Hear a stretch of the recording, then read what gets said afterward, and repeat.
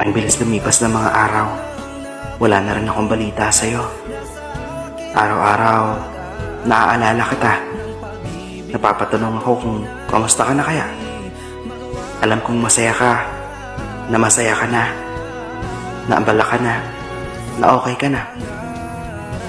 Kung ako yung tatanungin, okay naman ako at okay na ako.